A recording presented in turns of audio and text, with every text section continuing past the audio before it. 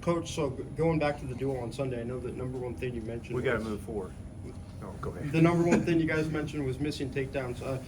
How have you seen the guys We respond with actually that scored a lot of in points. practice? You know, we pick up another win in that match.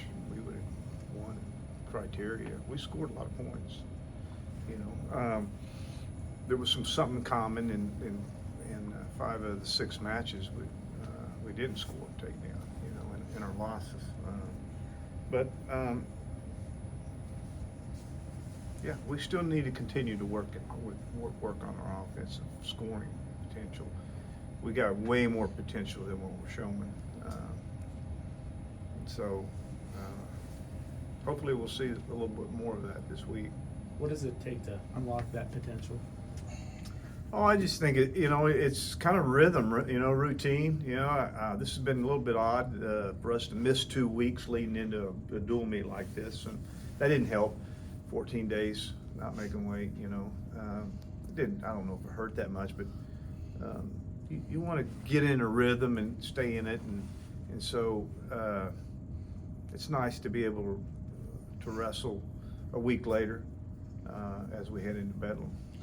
I'm gonna guess if you had been told in advance that you were gonna have those upsets in the middle weights, that you'd have thought, oh, this is gonna be fun. I mean, but the ones that were kind of the 50-50s or even maybe a little bit leaning your way were struggles. Yeah. Well, 57, I mean, you look at that match and you get taken down twice in the first. But really, I mean, I got to be careful what I say, but I mean, come on. You wave off 2-point takedown and you go back and look at it, and it's a takedown. What else? Guy's got foot and I'm behind 2 arms, it's 2 takedown. 97, just kind of heavyweight, just both matches, just to win those, you got to keep it together, and I don't think we kept it together very well. So hopefully both of those guys will mature through some of these, just some of the mental errors that you make, and learn how to win. I think that, I think we have a few guys on our team that need to learn how to win consistently, and for one reason or another, they're here, and that's good, but just need to learn how to win back-to-back matches, back-to-back matches, it's what it takes, and so you do want to see improvement off of losses, so I expect, I expect to see 6 of these guys show something differently than what they showed against Minnesota.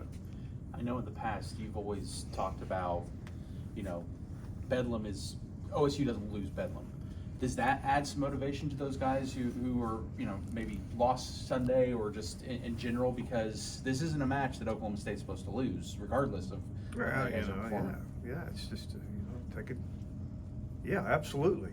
And listen, it may even, require you to feel a little bit more pressure, right? Especially if you didn't perform last week, So I think that for us, it's about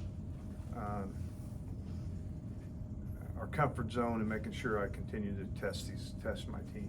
They need to continue to be tested.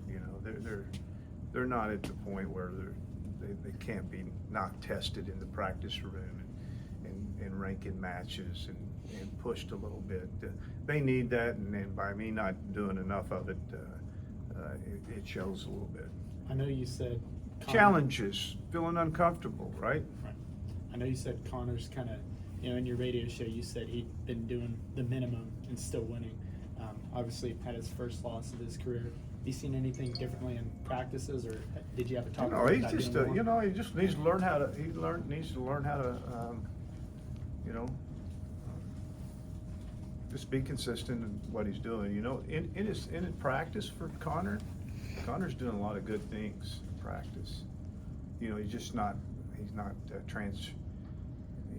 transitioning it to the mat competition right now. And I can live with that. You're doing the work in the room and struggling a little bit in competition. I can live with that. you're lazy, and then lazy out there, that's not good, you know. So I would say for the most part, those two up top are pretty consistent with being pretty aggressive and putting in a lot of energy into their practices. So that gives you a chance to win it down the road.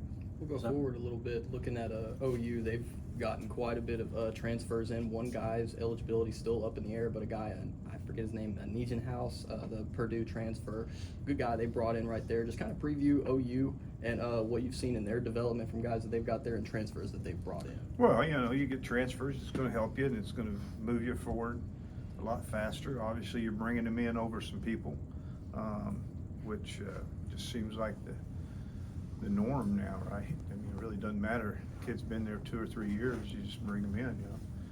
I think it's happening in a lot of sports.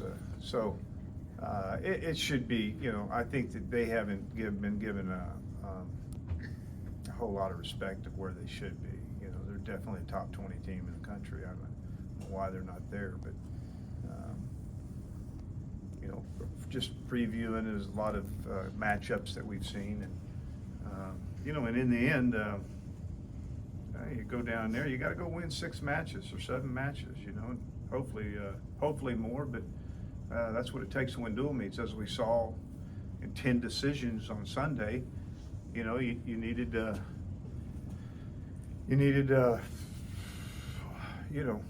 one more win to win the match, you know, so.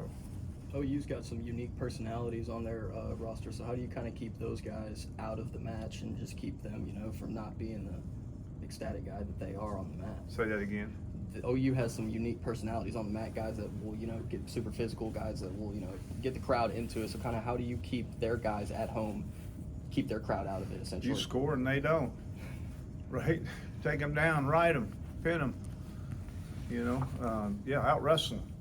That's how you should, you know, keep things under control, especially on the road. You know, you out hustle them. You have to out hustle, and so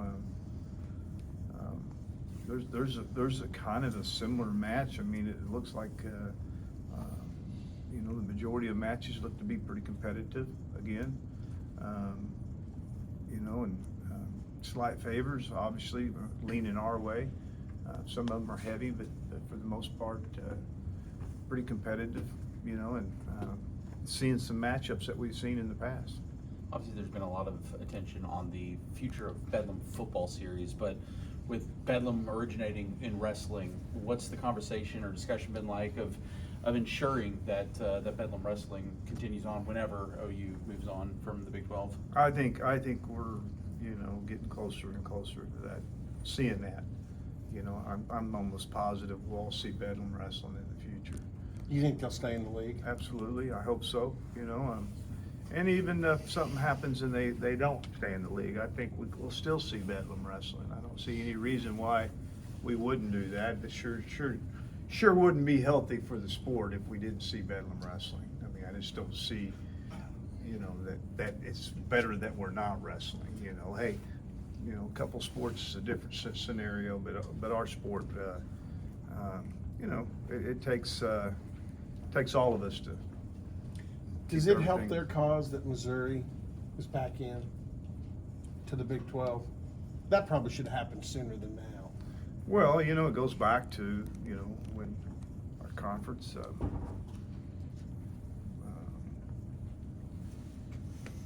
had these teams in Missouri and Nebraska leaving, you know, and Yeah. it took some Healing? well, there was, yeah, absolutely, you know, when it shouldn't have, you know, it wasn't Missouri wrestling that didn't want to be in our conference. So it was some ADs that thinking on their own and not thinking about the big picture, you know, and we seem to be doing that a lot these days too, you know. We're not thinking about the big picture, rather a very, very small picture is what we're looking at, you know, from the standpoint of what's important, what's not important, you know. And so hopefully we'll learn that, you know. Here they are back in 10 years, 11 years later, and we wanted them 10 years, 11 years ago, and we had to work every year to get them back, you know. And so I don't think we're in that situation now. I know you say it would just be good for the sport, but what are some in-depth benefits for keeping the Bedlam rivalry going, even if OU leaves? Well, one, we're two Division I teams in the state of Oklahoma. You know, in the sport of wrestling, you need to be wrestling. You know, probably home and home. It's probably two good dual meets. I mean, you know, I don't think you know, I don't know how they look at it. I'm not sure, but I just know that you know, it's Bedlam started with wrestling, and really we should maintain it. You know, regardless of OU's in the conference or not, and I think they will be. I think they will. Hopefully, they're moving in that direction. Do you think it's good for the state to keep it going? Well, do you think OU and OSU football would be good for the state? Yeah. Yeah. Yeah. You think OU and OSU baseball, basketball? Yeah. Well, no different wrestling, you know, so let everybody else make a mistake and let's make sure we don't, you know. I don't know if they're making a mistake or they don't have a choice, you know. I don't know enough about it. I would say it's more important in wrestling What's that? that we have Bedlam. That's my Yeah, opinion. yeah. Oklahoma's a wrestling state. You gotta have that. You gotta have Yeah. that dual. Well, I mean, Bedlam started with wrestling. Yeah. Yeah, yeah, and you know, it's just, yeah, you gotta, you know, move forward. And I think that there's a great chance that our Oklahoma University hopefully be in the Big 12 and maintain the Big 12 as we make this transition. You know, so I don't think there's any reasons for them not to be in. I think that's something that they want as well, but I can't speak for them. I know this. I just know that I think they're going to look at the best thing for the program. And if they look at it through my eyes, it is maintaining the Big 12 and staying in the Big 12. I know this is probably above your pay grade, but do you know where that ultimate decision comes from? Is it your mark? Is it the 80s as a whole? Yeah, I think it's ADs as a whole probably, and it's passed through the Big 12. But I do think we're in a different time than it was 11, 12 years ago. You know, there was some feelings hurt that had nothing to do. The programs that actually were hurt, angry, didn't even have wrestling. You know, seemed to get their way. You know, unfortunately. I don't want to get too far from current events, which Yeah, is the I agree. Bedlam match coming up this week. Yeah. But, you know, brought up an important topic there. You had Bowlesby as a commissioner, former student athlete as a wrestler. Mm-hmm. Have you met your mark? And because this may be important in the future, that he has a feel for your sport and how successful it can be. You know, national championships being held in the state this year, the NCAAs. So do you have a feel for him on that? You talking about Brett Yormark, our the new commissioner? Yeah. I've shared it with my sport administrator to pass it to Chad Weinberg. You know, we need to know what he thinks about affiliates, one, and what your plan in the future, and what it would, you know.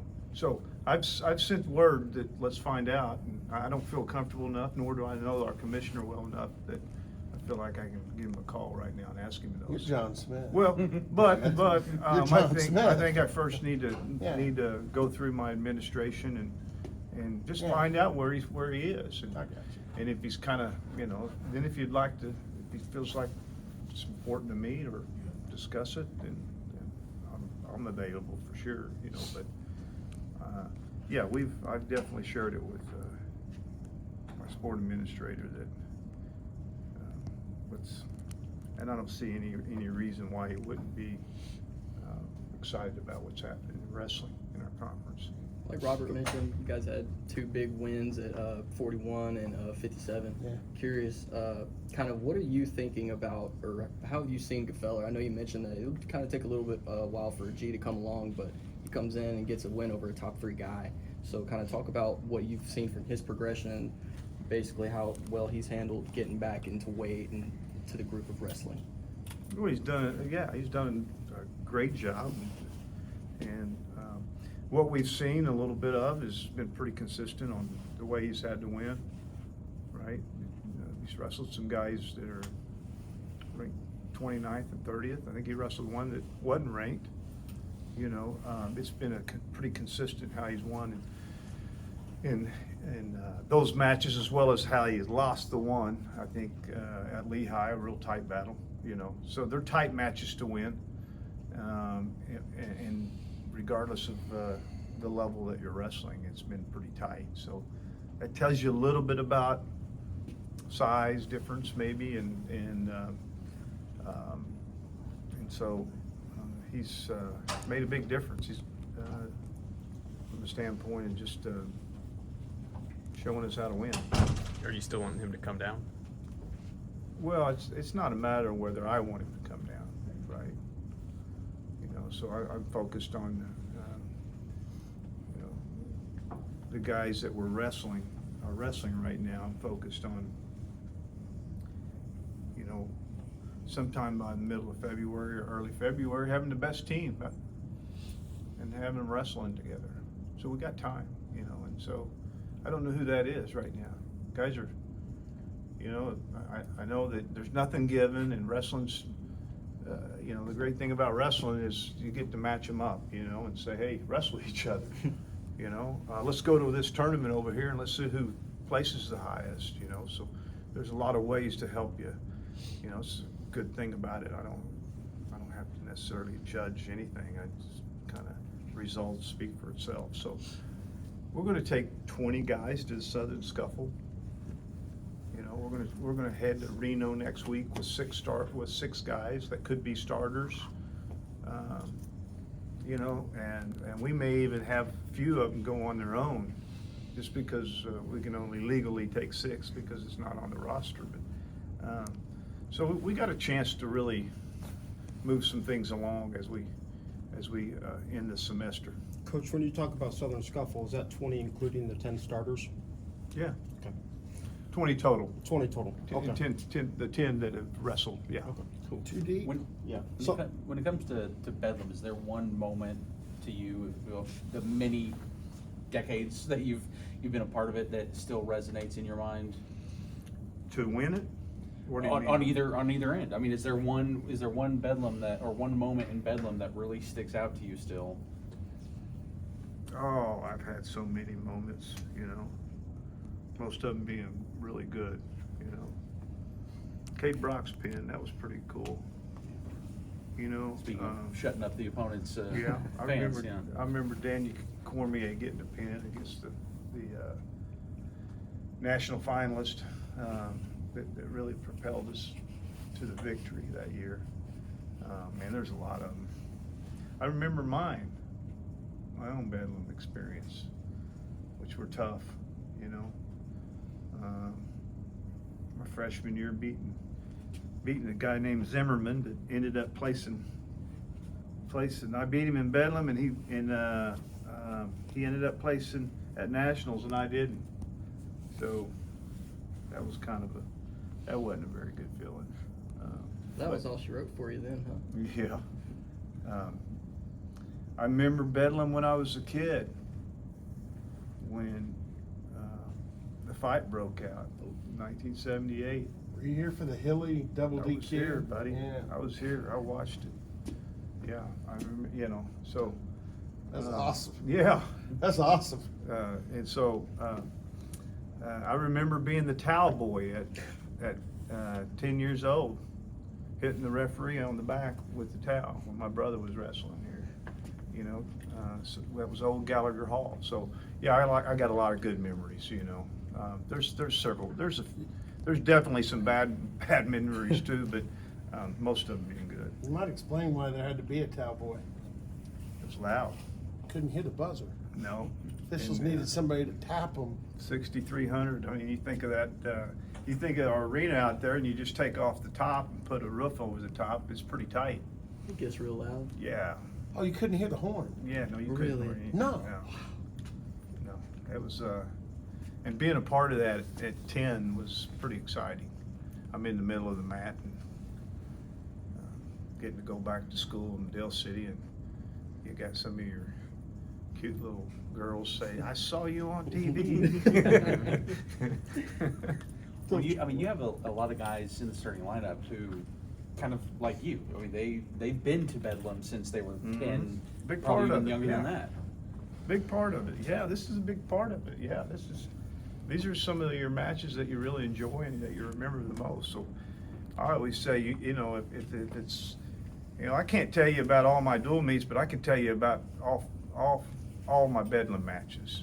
I can't tell you about all my national championship matches, but I can tell you about all my Bedlam matches. And these are things that you remember, and because you remember them, make them good. You got to make them good. So that means you got to go out and you got to perform, make them good, because you're going to remember them. Coach, I know you talk a lot about extending scores, getting bonus points. You guys only have 7 bonus points so far this season. How do you actually translate what you say? Like, okay, I want you to extend scores. How do you actually translate that from words to action? Get better. How? Develop your skill. Continuing to move forward, your conditioning level, your rhythm. Those are things that you want. I mean, eventually, I hope that we're having a lot more takedowns. I mean, I think as you've seen, and I really have not prepared in the room to stretch the scores out. I've had to do more focus on development and getting better, you know, and that means from a skill standpoint. I think we're going to see a lot of matches still win by decisions.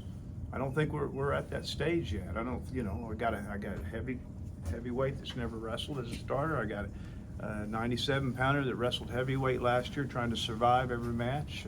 I got a new 84 pounder. You know, you look at the lineup. I got a 57 pounder that moved up to 65. I got a 49 pounder to move up to 57. So I just don't have that combination of what you're talking about right now. Mhm. Right? Stability?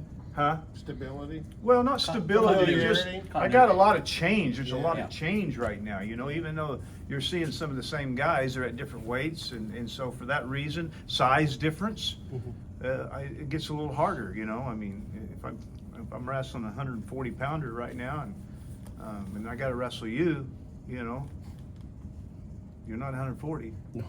right? You're gonna be, you know, I'm gonna feel the difference, Yeah. you know, just man strength size. And when I get used to that, I got a chance to do some things. What do you remember? What year do you remember? I guess what is the most recent year you've kind of been in this situation where you don't have a whole lot of continuity? It's been a while. Yeah. Yeah. Last year, second half, turned a little bit short. It's been a while. But, you know, even last week in that dual meet, I wasn't too disappointed by any means. I just didn't feel like, I felt like we just need to learn how to win. It's like effort was there, a little bit more effort in some cases, but just need to learn how to win a little bit more in those close, tight battles, you know. So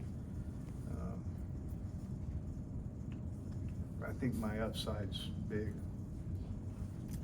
If we do our job, it's big. It's bigger than where we're at right